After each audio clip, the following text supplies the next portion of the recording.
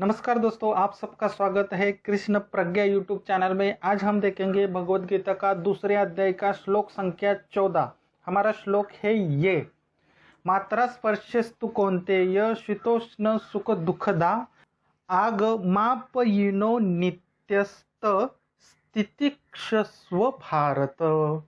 मात्रा स्पर्शस्तु कौन्तेय शीतोष्ण सुख दुःखदा आगमापयिनो नित्यस्त स्थितिक्षस्व भारत। अब हम श्लोक का संधि विच्छेद और उसका हिंदी अर्थ देखते हैं। हमारे श्लोक की पहली लाइन है मात्रा स्पर्शस्तु कौन्तेय शीतोष्ण सुख दुःखदा।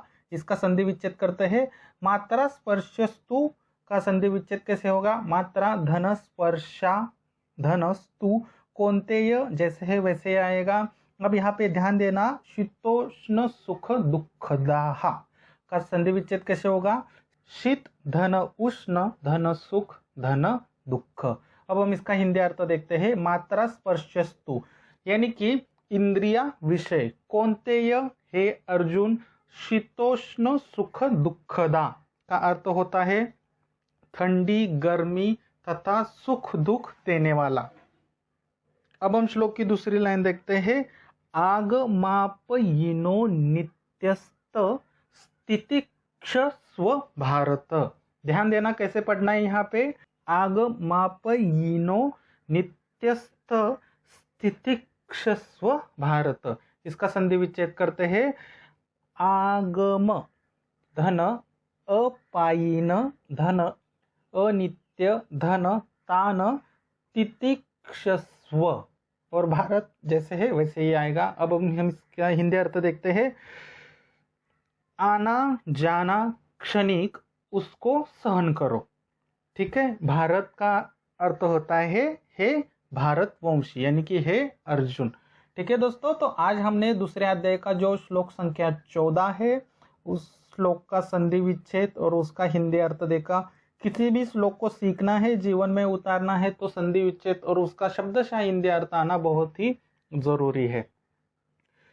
संस्कृत श्लोक कैसे पढ़ते हैं और श्लोक का हिंदी अर्थ क्या है? किसी भी श्लोक को हम 4 भागों में पढ़ते हैं और सभी श्लोक को हम 3 बार पढ़ेंगे। कृपया करके आप भी पीछे पीछे बोलिए ताकि आपको भी सराव हो जाए।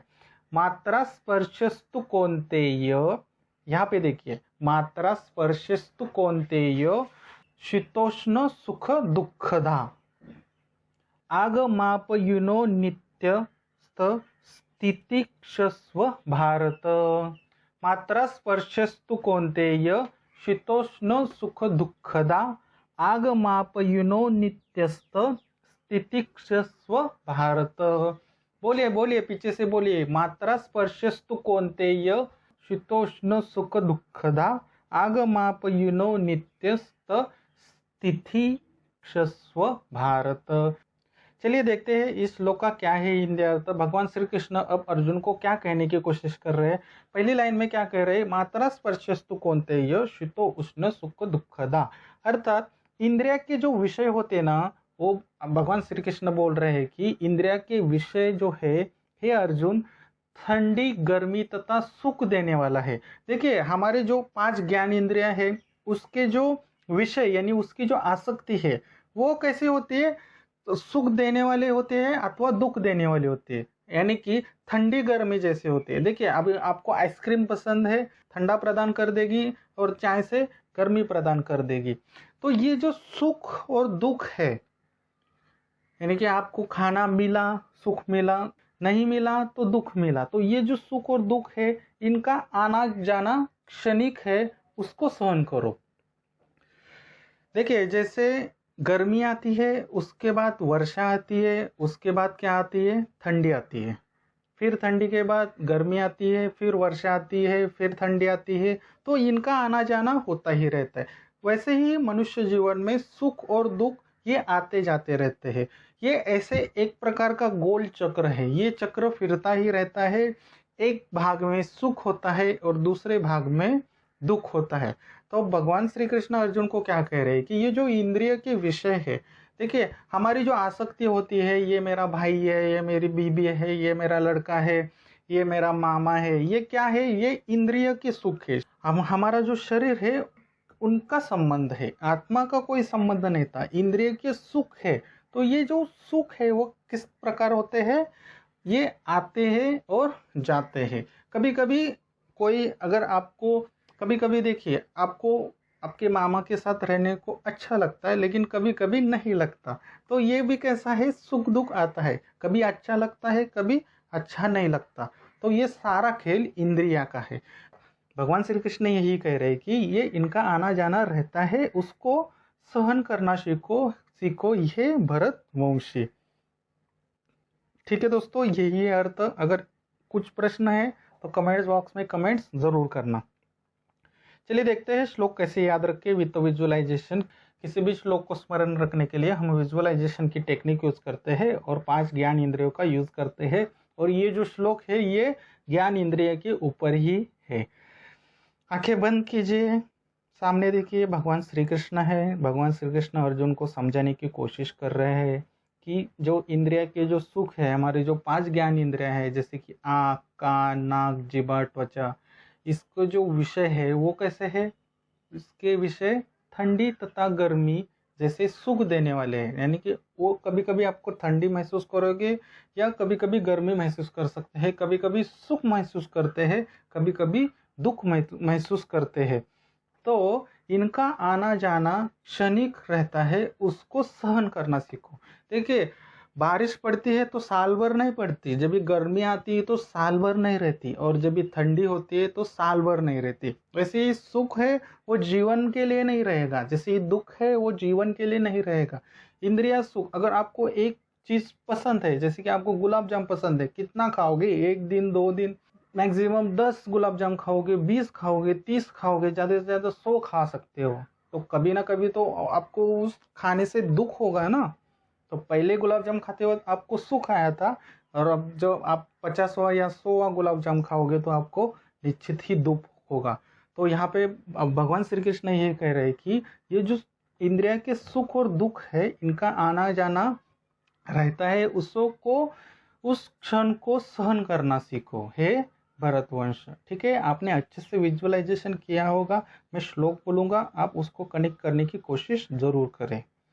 मात्र स्पर्शस्तु कौन्तेय शीतोष्ण सुख दुःखदा आगमापयिनो नित्यस्त स्थितिक्षिस्वम भारत।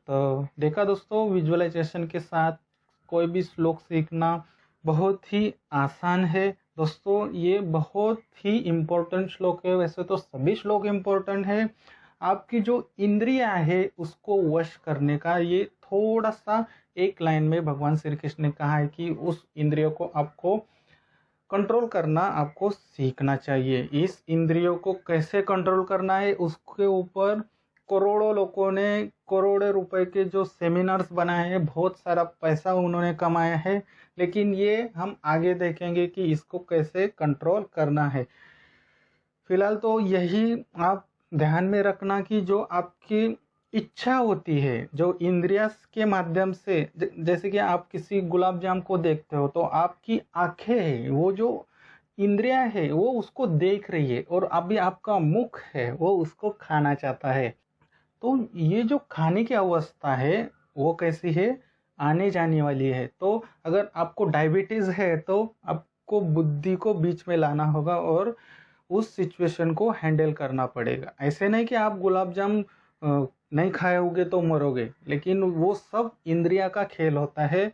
अगर ये आपको कंट्रोल करना आ गया तो आप जीवन की कोई भी लड़ाई जीत सकते हैं। बाहर की नहीं, अंदर की मैं बोल रहा हूँ। यही इंद्रिया मनुष्य को शांत बैठने को नहीं देती, मन का इस्तेमाल करती है, ये इधर उधर आपको दौड़ाती रहती है। तो ये जो विषय रहते हैं वो कभी खत्म नहीं होते, और ये सुख दुख जैसे रहते हैं, ठंडी गर्मी जैसे होते हैं, उसको सहन करना सीखो। ये मैं नहीं कह रहा हूँ, ये भगवान श्री कृष्ण खुद आपको कह रहे हैं, क्योंकि आपने श्री कृष्ण की शरणागति स्वीकार की है ना। तो अगर आपने स्वीकार की है तो इंद्रिया को कंट्रोल करना जरूर सीखे। चलिए देखते हैं कि क्या है इस श्लोक के प्रश्न। पहला प्रश्न है, भगवान श्री कृष्ण यहाँ पे क्या कहना चाहते हैं? इसका उत्तर कृपया करके दे दीजिए ताकि आपको पता चले कि ये श्लोक आपको कितने अच्छे से समझ में आया। ज़्यादातर इंद्रिया के ऊपर ही इसका उत्तर है। मैं इतना भी आपको बता रहा हूँ, सिर्फ टाइप कीजिए आपको जो क्या आपने क्या सीखा, भगवान श्री कृष्ण ने क्या कहा और आपने क्या सीखा। इसी तरह दोस्तों 700 श्लोक सीखने के लिए कृष्ण प्रज्ञा यूट्यूब चैनल को सब्सक्राइब ज़रूर करना, और अगर ब्लॉग पढ़ने में इंटरेस्टेड है तो www.krishnagyan.com को विजिट एक बार ज़रूर करना। ठीक है दोस्तों, फिर मिलते हैं अगले श्लोक में। तब तक के लिए हरे कृष्णा।